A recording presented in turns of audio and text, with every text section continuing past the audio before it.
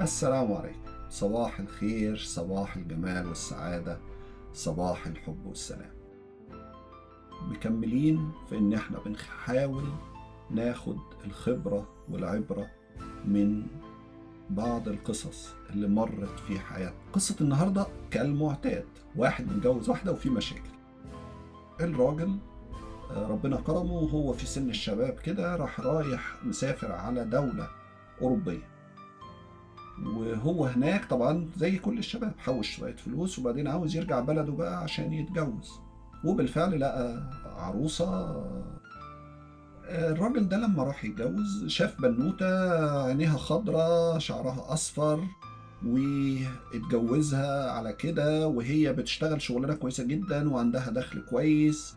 وقال لها هي طبعا عارفة ان هو مسافر، يعني بيشتغل بره في دولة أوروبية وبيرجع اجازات كل كام، يعني كل سنة او كل كام شهر بيرجع اجازة. وهي وافقت على الوضع ده، وعلى حسب كلامه هو ان هي وافقت على ان يعني هي مش هتطالبه بان هو يصرف كتير لانه مش موجود، وهي عندها دخلها وعندها مرتبها اللي كويس جدا. وبالفعل اتجوزوا وسافر، وهو سافر تاني يعني بعد شهر العسل وبتاع. من ضمن المفارقات اللي لفتت نظري ان بيؤكدوا ان هو اتجوزها على انها عينيها خضراء وشعرها اصفر، ان هو بعد ما ليله يعني بعد ما دخلوا وعاشوا مع بعض يعني اكتشف ان العينين الخضراء كانت عدسات وان الشعر الاصفر كان باروكه، ده على كلامهم. وطبعا هنا زي ما احنا فاهمين يعني هو من اكتر الحاجات اللي ممكن تخلي الراجل يعني يبدا يرجع كده. يعني انا بالظبط لو قلت لك يعني انا جايب لك حاجه مثلا عربيه موديلها كذا، وانت جيت اشتريت العربيه دي على انها هذا الموديل، وبعدين لقيت ان لا مش فانت عايز ترجع في البيعه يعني. ولكن المهم ان هو استمر في الجوازه وسافر. وعلى حسب كلامهم تاني زي ما بقول ان هي كانت بتطالبه بمصاريف كتير يعني. ولما يقول لها انت قلتي ان في يعني فين دخلك؟ طيب بتقول له انا دخلي كله رايح على اللبس وعلى المكياج، لان انا بشتغل في مكان لازم مظهري فيه شيء اساسي. وعلى حسب كلامهم ان من 20 30 سنه يعني بتاخد 3000 جنيه، وانا مش رقم كبير يعني.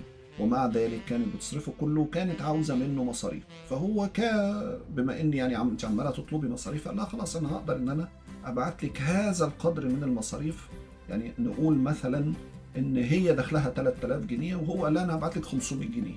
فهي كانت شايفه ان هذا الرقم مش كبير، وبدات الخلافات بينهم على الماديات اللي كان المفروض ان الاتفاق كان عكس كده، العهده على الراجل. يعني انت اتفقتي ان انت مش عاوزه منه فلوس، ده اللي انت قلتيه له.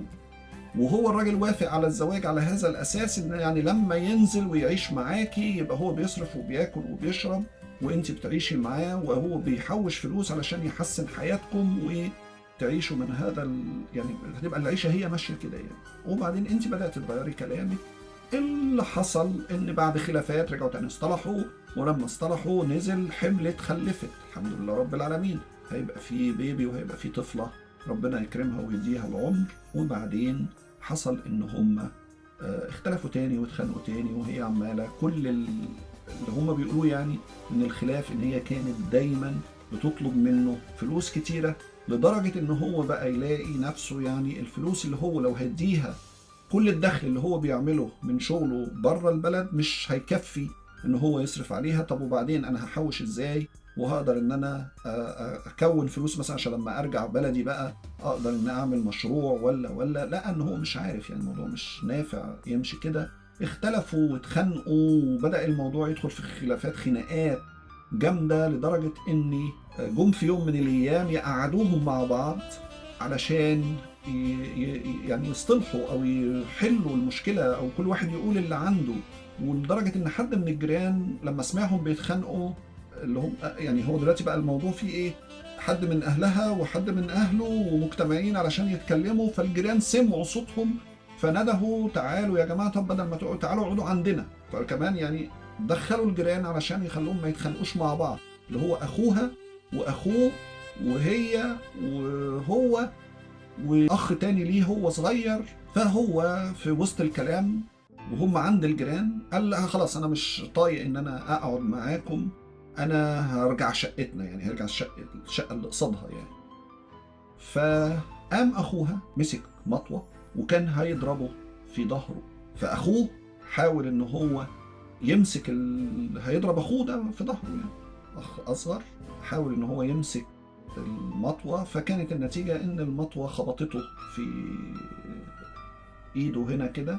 أخ الأصغر اللي بيحاول إن هو يتلقى الطعنة عن أخوه خبطته وعورته هنا. وهذا الشخص لما راح المستشفى قفلوا له الجرح وبتاعه مش عارف ايه، وفضل طول حياته بيعاني من نوع من الإعاقة في الأصابع دي إلى يعني طول عمره. يعني شفته بعد الموضوع ده ب30 سنة وهو برضو إيديه لسه فيها هذه الإعاقة بسبب الطعنة اللي تلقاها دي.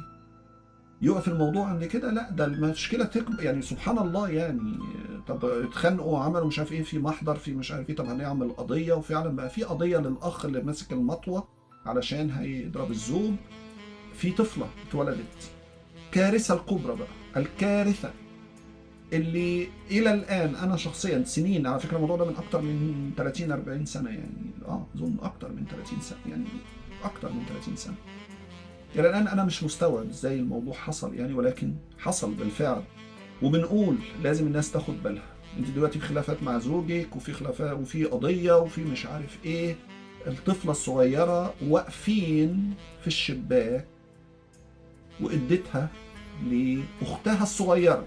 يعني طفلة عندها مثلا سنة ولا سنتين تمسكها طفلة تانية عندها 11-12 سنة، وواقفين يبصوا من الشباك أو من البلكونة في رابع دور. وقعت البيبي الرضيع، وقعت من رابع دور، وطبعا الله يرحمها يعني في الجنة طبعا عند ربنا.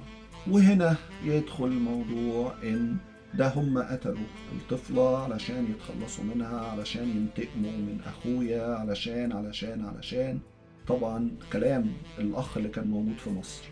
واترفعت قضية والنيابة حققت ودوروا وعملوا، وفي النهاية لقيوا ان الموضوع حادثة يعني، طفلة ماسكة طفلة وحادثة، وربنا يا رب ما يكتبها على حد يعني. طبعا لما حصل ان الطفلة البيبي دي توفت وفي قضية للأخ ومش عارف ايه، فاضطرت أهل الزوجة يعني ان هم يعملوا نوع من التنازل بقى عن حقها، ما اللي هيسجن لها أخوها يعني. في قضية ان الطفلة ماتت ومش عارف ايه، فبقى يعني موال كده، فتنازلوا عن انه كان ان هو المفروض انه كاتب مؤخر معرفش كام ألف وهو مش عايز يدفع، وبقت يعني الحدوتة أجين موضوع حدوتة الفلوس. تاني بنرجع نقول يا جماعة، احنا مش بنحاكم حد، ولكن بنحاول ناخد الخبرة. لو كانت هذه السيدة من الأول يعني ما حطتش عدسات وما حطتش شعر وما بقتش وما أعطتش وعود هي مش هتقدر توفيها، يعني ايه؟ انت عارفة نفسك عاوزة فلوس، ما تقوليش مش عاوزة، ما تقوليش انا دخلي هيكفيني وبعدين ترجعي تقولي لا الدخل مش مكفيني. ما هو وافق على هذا البند. نخلي بالنا كده، تفاصيل الاتفاق وانتوا بتتكلموا هي دي الكارثة. ان انت بتقول لا رومانسية، لا انا عندي دخل كفاية وهقدر ان انا اعيش طب بتطلبي بعد كده، يبقى انت كده غيرت الاتفاق، هتدقر في دماغ الراجل مفيش، مش نافعة معايا. طب هيحاول ان هو يديلك شوية، ده شوية كمان يعني انت بعد ما كنت بتقولي مش عاوزة حاجة خالص، بقى اللي هو بيديهولك مش مكفي ومش عاجبك وندخل في مشاكل. طب ما كنا نبقى صراحة مع نفسنا من الاساس. انا دلوقتي يا عم بتجوزك وعاوزه منك كل شهر كذا، واضحه كده. وانا بقى لما تقولي لي ده انت عاوزه 3000 اقول لك يا ست انا ما معيش 3000، انا معايا 2000 بس، او معايا 1000، او ما معيش خالص. وافقتيش؟ الف سلامه يا عم، روح مع الف سلامه، ملهاش لازمه الجوازه من الاول.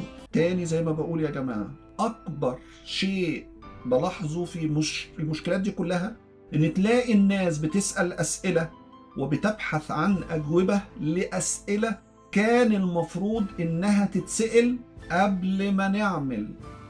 كان المفروض نسأل نفسنا ونبقى واضحين مع نفسنا قبل ما نتجوز، قبل ما نشارك في هذه الشراكة. لما الراجل بيقولك انا مش هدفع فلوس، تقولي له لا، انا مش هينفع ان انت ما تدفعش فلوس، انا عندي دخل كبير بس انا عاوزة فلوس منك. واضحة كده، موافق، مش موافق مع الف سلامة. مش انت توافقي علشان هو الواد اشقر وعينيه ملونه، وانت توافق علشان هي شقره وعينيها ملونه، وبعدين ندخل في مشاكل، يتضرب واحد بسكينه وطفله تموت وتعمل ليه؟ لاننا ما سالناش من الاول. وانا النهارده بقول لو انت في نفس الموقف الله يخليكي وانت رايحه تتخطبي، ملهاش لازمه انك تغيري لون عينيكي. قولي دي عدسات، قولي انا شكلي جميل دلوقتي كده بس دي عدسات. وانت قول انا مش هقدر ادفع غير 1000 جنيه، قول انا مرتبي بالظبط كذا، هو ده اللي انا هقدر اصرفه، وتبقى متفق وواضح في كلامك. ويا ريت بقى الاكتر من كده لما نتفق اتفاق نلتزم بيه، مش نرجع نقول انا اتفقت بس انا دلوقتي مش قادر. طب نعمل ايه بقى في الحالة دي؟ نبص نلاقي نفسنا لازم نتطلق، ولازم يبقى في طفل بيتربى كأنه يتيم وامه وابوه موجودين. يا ريت يا جماعة نسأل قبل ما نعمل السلوك. أتمنى إن رسالة الفيديو تكون وصلتكم، ويا رب يكون الفيديو مطولش عليكم، وأشوفكم يا رب دايما في فيديوهات تانية جديدة على خير. السلام عليكم.